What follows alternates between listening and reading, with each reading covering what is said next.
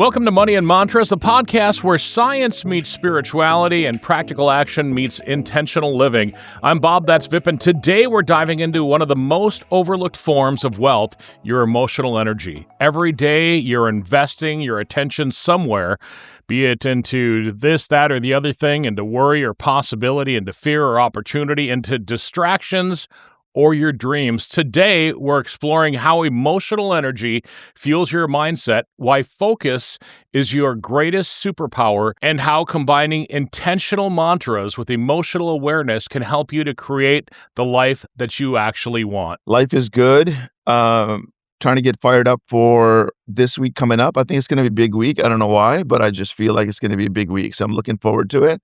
And super excited about today, talking about two things that are starting to become themes of the book and the podcast, which is emotional management, emotional regulation, emotional energy, and focus and desire on what you want. So that's what we're going to talk about today. That was a great intro that you had. Emotional energy is probably the key to your wealth, your inner wealth and your external wealth. You know, and also I wanted to throw something in. The ability to do different things that aren't on your schedule, to be not as rigid, I think also can help you to have a great day. I know that we're friends on Facebook, obviously. One of our old friends from high school, Chris Glenn, happened to be coming through Ferryville, Wisconsin earlier this week.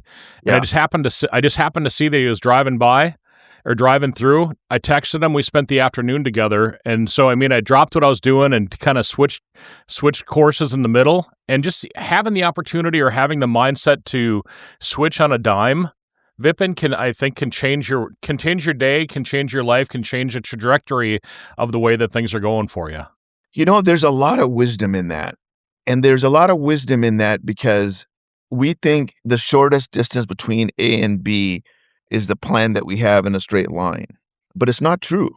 You can have a goal, which is B, and you think you're going to go from A to B in a straight line, and you're not. You're going to get detoured by distractions or whatever.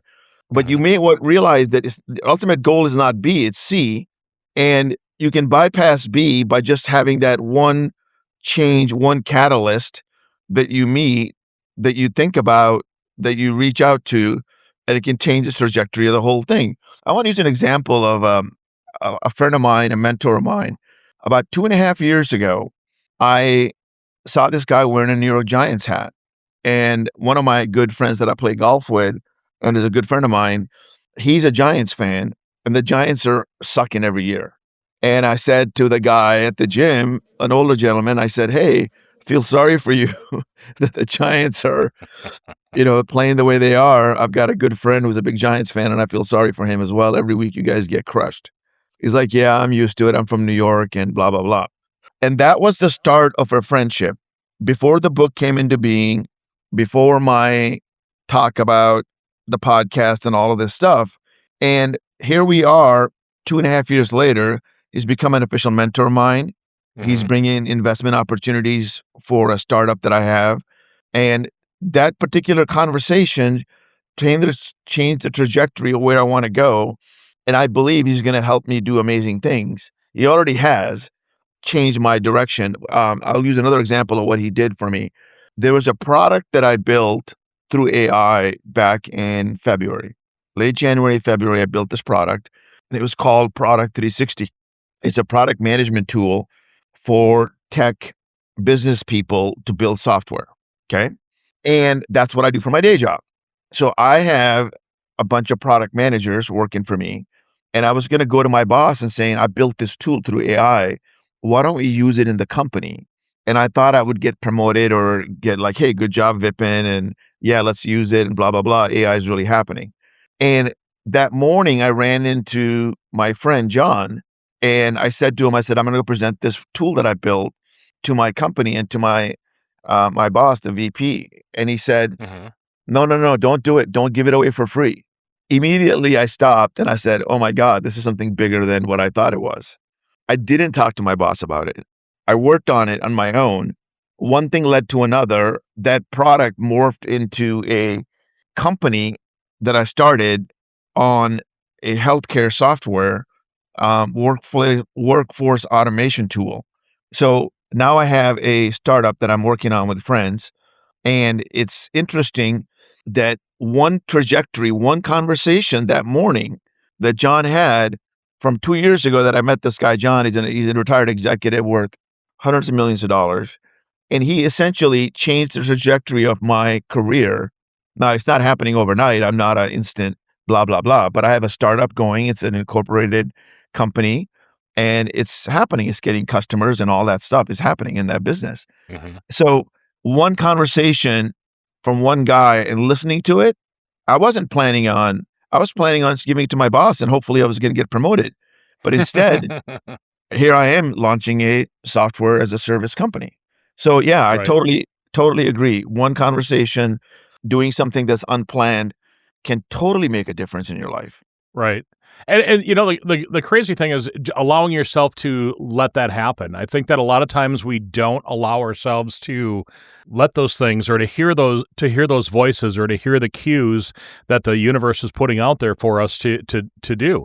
You know, and a lot of times our life, it's going to be kind of crazy to say this, but a lot of times our lives, things just accidentally happen, you know, that you happen to be at the right spot at the right time, or you happen to like this morning I was sitting out having coffee and all of a sudden these motorcycles that are solar powered went by, and it's a race across the country, or not a race across the country, but it's a group of college kids that figured out alternative energy vehicles, and they're driving them, I think, from Minnesota down to Texas, and they happen to, you know, go down Highway 35 in Wisconsin, which is crazy. I happen to see two of these vehicles just driving by my house.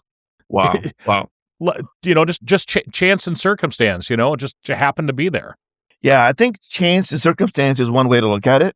It's not just, you're talking about a bigger concept. You're talking about synchronicity. You're talking about coincidences. You're talking about, as our friends in AA call it, God shots, as our people call it little miracles. Seeing those guys is one thing. And then running into your friend Chris is a bigger thing. And then there's another bigger thing that you can run into with somebody else. So leaving yourself open to an accidental, coincidental synchronicity is kind of the key. That means you kind of got to be present in the now. When you're seeing something, your intuition will tell you, hey, maybe I want to go left here. For whatever reason, I feel like going left instead of right. Right. And then you follow your heart, and next thing you know, you're going left. And left might be, there could have been an accident on the right-hand side. It could have saved your life, whatever, that day. So I think we got to hear that deep inner voice sometimes. And it could be a coincidence, it could be a miracle, it could be whatever, but it can definitely change the trajectory of your life. And so, you know, one of the things that you said a couple of minutes ago in the intro was focus is our biggest tool for success, one of the biggest tools, along with emotional energy. And emotional energy determines our focus a lot of the time. But how do you really focus? The key for me, and thinking about it for a long time, has always been, what do I want? What do I want in this situation? What do I want for today? What do I want long term? And the universe will find a way to align you with what you want. It may not happen today. Go ahead. Is it what you want, or is it what you need? Because I think that a lot of times, you know, I want, but do you really need that? And I find that the things that I need are the things that I end up achieving and getting. The things that I want sometimes are really not truly things that I truly do want. See, it's funny that you went from, I said want, you said need, and then you said truly want. Yeah. It's really interesting. Yep. I saw I saw the roller coaster of them. But that's okay. We've talked about this for the last 2.5 years, right? Yeah. One of the most important things is to figure out, like, for example, for me, and I use this story, and I probably told you about this Walmart job thing, right? Did I tell you about the Walmart job? Possibly. Okay, let's talk about it just for a moment. So I had a friend of 20 years in the tech world. She was new to Seattle, met through a friend, and we stayed connected, and we had lunch a couple of times, and she and I were parallel in different companies. At one point, she wanted to work at the company that I was working in. Another point, I wanted to work at the company that she was working in. And so we were at parallel careers. She ended up becoming a senior director of e-commerce at Walmart.com in San Francisco. Oh, wow. I heard of the position there. Another friend recommended it. And I'm like, oh my God, my friend's working there. And so I call her up and she's like, hey, yeah, the position is reporting to me. And here's Vipin. Here's how you go about it. Here's how you should interview. And here's the whole process. And I went through the whole interview process. And at that time, I was in for 3 jobs: Walmart, this finance tech company, and the current job that I have with this insurance company. The interview went really well, except for one guy in India. He was a technical guy, and for whatever reason, he and I did not align. And he was the person that I was going to work with the closest. So whatever happened that day, he was having a bad day, I was having a bad day, doesn't really matter. But we didn't see eye to eye. I ended up not getting that job. I thought I wanted that job because of prestige, because of money, because of whatever, working with my friend. Mhm. I ended up getting my current job. And my current job is not as prestigious, but it gave me exactly what I wanted, which is the freedom and the ability to learn in my job, manage people, all that stuff that I was going to do in both jobs. But it Mhm. allows me the freedom and expertise in healthcare. Oh, right. Now, my experience in the last 3.5 years working there in healthcare has given me the ability to do a startup in the healthcare space. I know a lot about the healthcare space for the last 3.5 years because I've been working at this company. So God gave me what I truly wanted instead of what I wanted short term at that Walmart job. But So I mean, what somebody I could really needed argue from that God's as, perspective, but you're somebody could actually argue that that's what you really truly needed rather than what you truly wanted. Because I mean, yeah, or truly wanted. yeah, you haven't shared that story before. So I mean, that's a great story, and I mean, that teaches us to slow down and look at the big picture of things rather than just focusing in on the short term want. Which, I mean, for you, it worked out fantastic. Yeah. And but I mean, it's not, the story's not written yet, right? So it's hindsight. You can look back and say, oh, that was a pivotal moment. God or the Hmm. universe aligned me to go left instead of right. Hmm. And so I think it does make a huge difference. So what I wanted to talk about today were like 5 things for us to think about when we talk about focus and managing our emotions. You mentioned this thing about what do you really need versus what it is that you truly want. I think those are almost semantics to a certain degree. Sometimes needs are a deeper need, a soul want. Those are the kind of things that I'm talking about, not your basic needs. Basic Hmm. needs of food, shelter, and all that stuff, and job are all good, or job can be a soul need for a bigger learning and whatever. So, to figure out what you actually want, you have to do a little bit of soul searching. And it goes back towards your purpose. And when you're calm centered and loving, or calm centered and focused, you can think about these things. And when you think about these things in a calm centered way, what have I always wanted? For me, it was always wanting to write a book. I wanted to be able to go help thousands of people, millions of people, whatever you want to call it. I wanted to write a self help book. And so that was one plan. The other thing I wanted was I wanted to be an entrepreneur. I wanted to create companies. Now, back when I started in college, tech and IT and the internet was not a thing. This is all brand new right now, right? Now AI has come about. So I didn't know what I was going to be, but what I actually wanted, I met a guy in the hallway in Wisconsin, at Eau Claire, Wisconsin, and he said, I'm getting a degree in information technology. I'm like, what is that? So I went in, signed up for a class. Next thing you know, 4 years later, when we're graduating, I'm teaching a class on AI. Go figure. As weird as that is, right? And so, what you Hmm. actually want is probably a pattern that's been in your mind, a theme that's been reoccurring for a long time. Pay attention to that. Think about that. You wanted to be a radio personality. Radio business has changed. It's a world of podcasts now. What you really wanted to do is to entertain people. You wanted to help people. You wanted to communicate. I'm putting words in your mouth. Are those things true? Those all sound exactly true. I mean, I am an entertainer. I do like to communicate. I do like to dig in and find out the stories behind things that make people work and that make people tick. And Yeah. then that way you can carry on conversation with pretty much anyone. Yeah, yeah, yeah, yeah. So when we're sitting there and thinking about what we want, what we have to look at is we have to redirect our mind to focus. You can easily get focused on a football game. The World Cup was a big deal around the last couple of weeks. A lot of people are Mhm. wondering, like, what are they going to do with their free time? They're going to go back to Netflix or whatever. Whatever it is that you're doing, you've got to interrupt that thought from whatever that short-term thinking is. The first step is to figure out, okay, what do I want today? So whatever the current thought is, you got to focus on what it is that you want. Step one. Step two, how do you redirect your mind to think about that on a conscious basis all the time? We talk about mantras, right? This is Money and Mhm. Mantras show. Mantras are just simple affirmations at the light level or phrases that reprogram your mind. So the biggest tool, you would agree, is your mind, your thought process. We talked about beliefs, we talked about all those things, subconscious mind, emotional energy. When you get a thought in your head that triggers you, emotions come flying, right? You get triggered, you're off to the races. Whatever, I might have said something or done something and made you go left. How do you come back to I'm calm, centered, and loving, right? Right. Let me dig into the situation. Let me learn more. Let me figure out what's really going on here.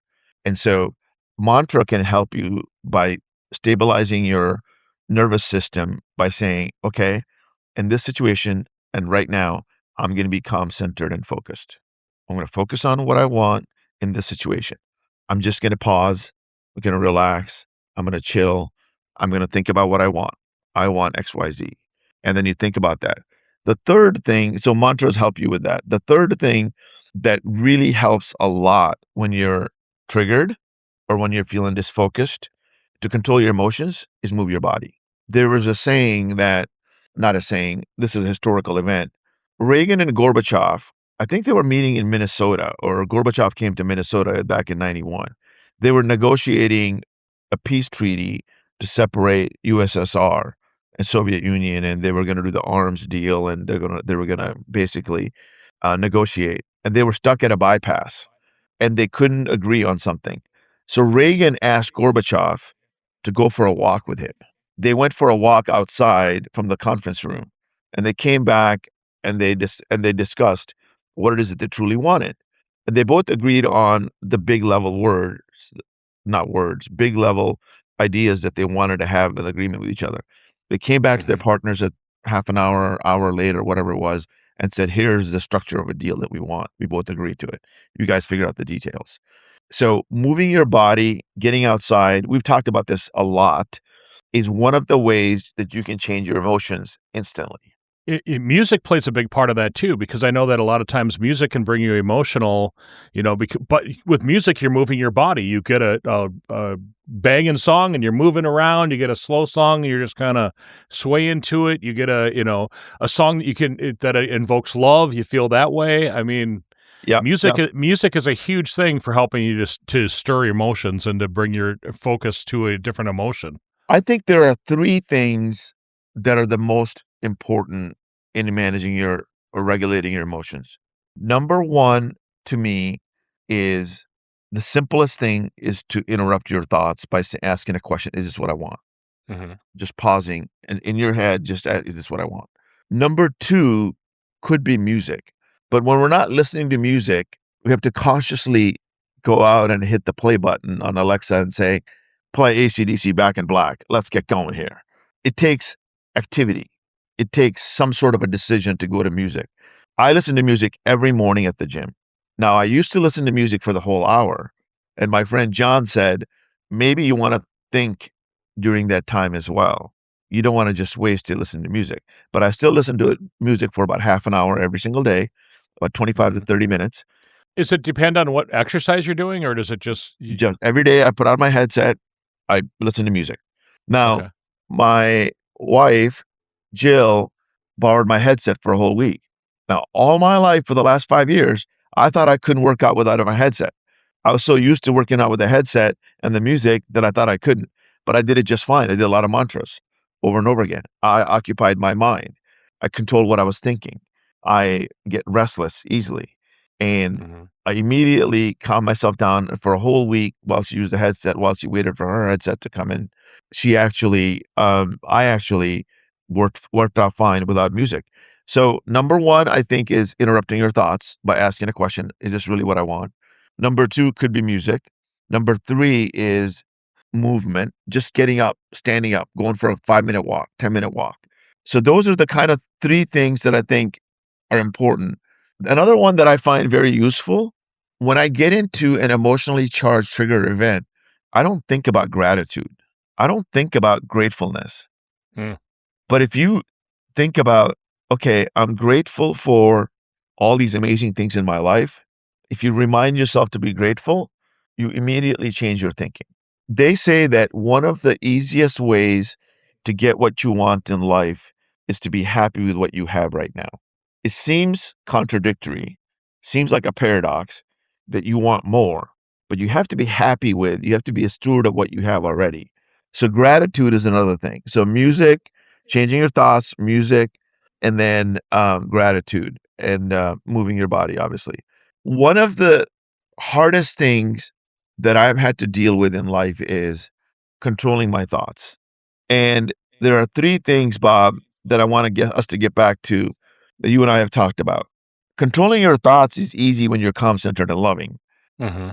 When you're triggered, as we talked about, focusing on what you really want, music, gratitude, movement, what is the easiest thing to do? We talked about this, right? What are the 3 things that we do when we do emotional regulation? I'm listening. Okay, we talked about this before. We feel the emotion, Right. then we process it, and we let it go. I'm glad that you said those because I was all of a sudden, I was like, did I look like a deer with my caught in a headlight? Yes, I'm like, you did. oh no, I'm getting quizzed. You're getting quizzed. You brought it up, actually. I remember you saying that thing. You read that or you came up with this idea. I don't think I came up with the idea. For emotional regulation, you got to feel the emotion.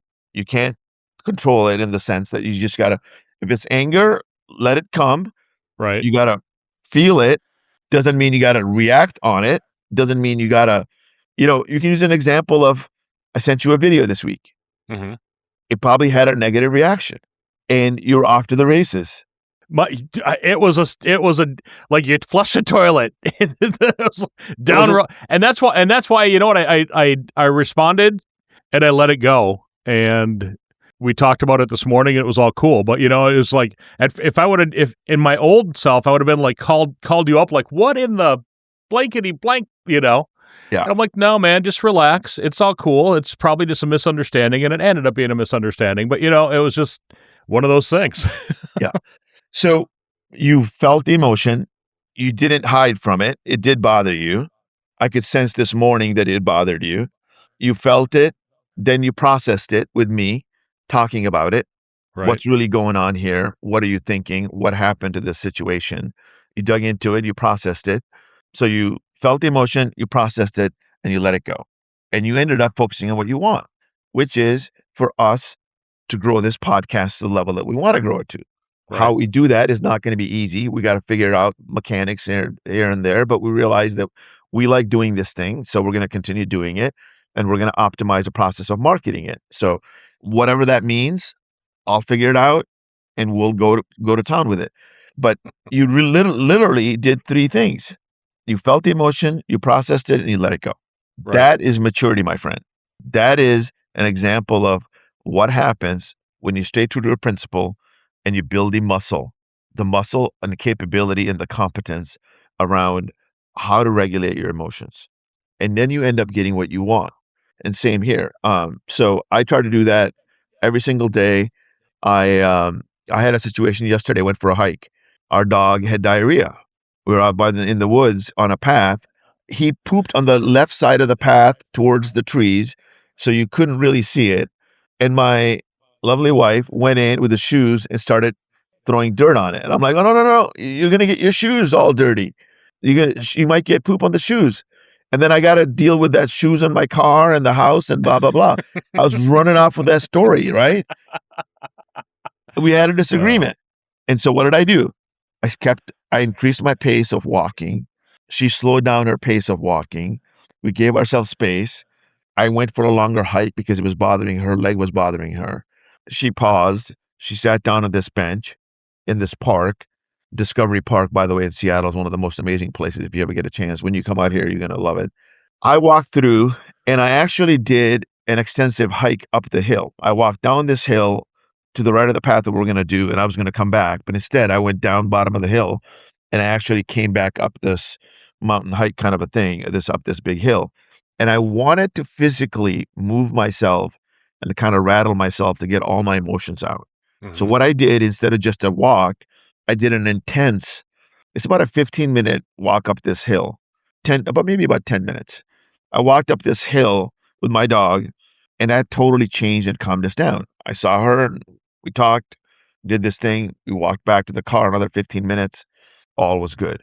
So here's an example of regulating your emotions, realizing you're getting triggered, giving yourself space, movement, and then getting recharged. So I think, like I said, I think we said 4 or 5 things. Number 1 was change your thought.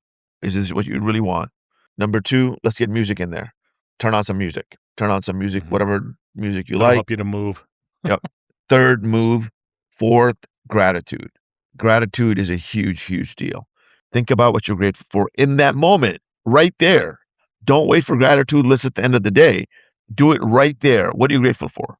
That will shift your thinking. That will shift your emotions. That will get you closer to what you want. Another mantra for you. Yeah. I attract the opportunities because I expect them. I like it. Or because I want them, or because I need them, or I think I need them. Going back to what we were talking about before, Yeah. I attract the opportunities because I expect they will serve a higher purpose. See, that's why I give it to you. You're the wordsmith right there. Because I expect a higher purpose. That makes more sense. It's all together, right? We just did it together. I attract the things I expect because they will serve a higher purpose. I'll write it down. That could be your new tattoo, Vipin. Money and mantras. How mantras can change your life. So what have you learned in the last 2.5 years? To look at the big picture. To not expect the worst out of people, to think about positive outcomes. I've learned that I need to be calm, centered, and loving, or calm, centered, and focused. And I've learned a lot of different things about just myself and my inner being that I didn't know in the past. Yeah. And being the calm, centered thing and the more focused, that to me has been probably the biggest takeaway out of all the stuff that we've done.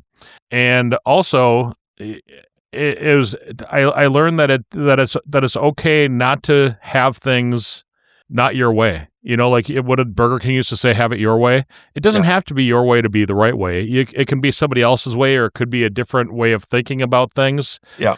But that was another huge thing. And I think we talked about that last week, is that, the hardest thing about when I was growing up is that, my dad was always right. And if we didn't think his way, then we were incorrect. Well, I've learned that as an adult that that's not the case. And I hope that my kids understand that I wasn't always right too, as I'm sure they do know. Yeah. No, I think this goes back to our start of our conversation. What you think you want may not be what you need. And the higher powers, God, universe, whatever you want to call it, may give you exactly what you truly want, which is kind of what you need. And the neat part of it is, who are you becoming? Are you sharing your joy? Are you sharing your love with humanity, your friends, your family, people that you come across? And for us, that's what it is. Who are you becoming? Are you sharing that love with other people? Are you sharing that kindness, compassion, insight, knowledge, competence, a better way of doing things? Those are all things that you can help people with once you think beyond yourself and think you got to go your way. But no, maybe there's another way. Maybe that'll get you more of what you need. Right. Well, here's a question for me to you. Do you think you're a better person today than you were yesterday? Yes. Yesterday I finished a book. I read about 150 pages in the last 2 days. It's a book on manifestation that I bought in January. I thought it was superficial. I thought it was just about action and stuff. Ended up being one of the deepest books that I've read. And it's not a bestseller. It's hardly anybody's going to buy it. It's self-published on Amazon. The moment I was advertising on Facebook with a mentor of mine or somebody I like in the business world, and I think it's one of the best books that I've read. It's called The Hidden Laws or Forgotten Laws of Manifestation. And it's really deep. it's almost esoteric. You have to be at a certain level to understand it, and it's not made for general population. Masses. It's not made for the masses. It's not going to work. It's too deep, and she goes into rabbit holes a couple of spots. What I do like about the book, it's got stories of real people changing their lives, and that was the most attractive thing about it. I kept on wanting to turn the page on real people that are changing their lives. That's the kind of stuff I like as well. You suggested that book a while back, that Mark Manson, The Subtle Art of Not Giving a Fudge. Blank. And that was a lot of those stories, where it's like Vipin changed his life this way and Bob changed his life this way, and this is what I learned by doing, Yeah. And those are the kind of stories and stuff that I enjoy. What's your final thought or your closing thought for the podcast this week? I think the real thing, like you said, is be open. Be open to what your emotions are telling you. Be open, like being right now today. I didn't think we were going to talk about what you need. I thought I was focused on what you want. Maybe there's a higher power, maybe the universe telling you what you really need is XYZ instead of ABC. So being open to the universe, that will guide you more. Go left if you feel like going left instead of right. You plan to go right, but if you see a fork in the road and your gut's telling you go left, go left. And so just be open to that insight, that intuition of yours. And I think you'll go farther in life than you planned to. And that wraps up this episode of Manifest 360. If today's conversation sparked something in you, don't just think about it, apply it. Alignment isn't a vibe, it's a practice. Belief, emotion, strategy, and action, all moving in the same direction, that's where momentum lives. Be sure to follow, share with someone building something meaningful, and join us next week as we continue helping you manifest wealth and purpose. Manifest 360 is a podcastforhire.com production.